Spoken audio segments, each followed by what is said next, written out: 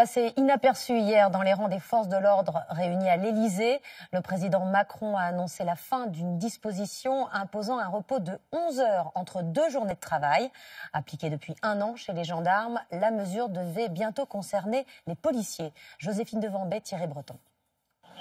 Les gendarmes vont-ils devoir travailler plus, sans compensation?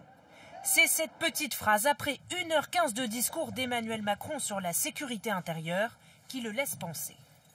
Ma détermination est complète pour que aussi bien la gendarmerie que le ministère des Armées ne soient pas concernés par la directive bien connue. Cette directive européenne, les gendarmes l'appliquent depuis 1 an.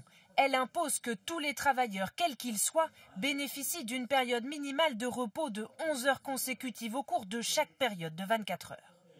Entre les missions de maintien de l'ordre, d'investigation et de renseignement, difficile de prendre 11 heures de repos chaque jour.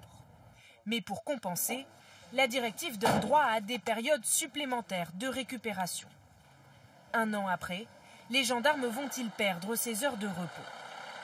Si maintenant nous faisons machine arrière, les militaires sont inquiets, en effet, pour la récupération et pour l'accomplissement de leur mission, puisqu'il en va de la sécurité.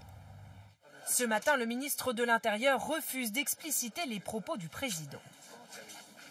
Allez. Monsieur Collomb, il y a les gendarmes et les policiers qui s'interrogent. Vous voulez répondre sur cette question quand même? Je vais leur répondre directement, mais ils me font confiance.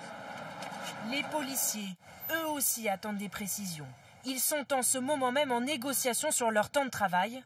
En 2016, selon leur syndicat, ils auraient accumulé plus de 21 millions d'heures supplémentaires. Le flop de la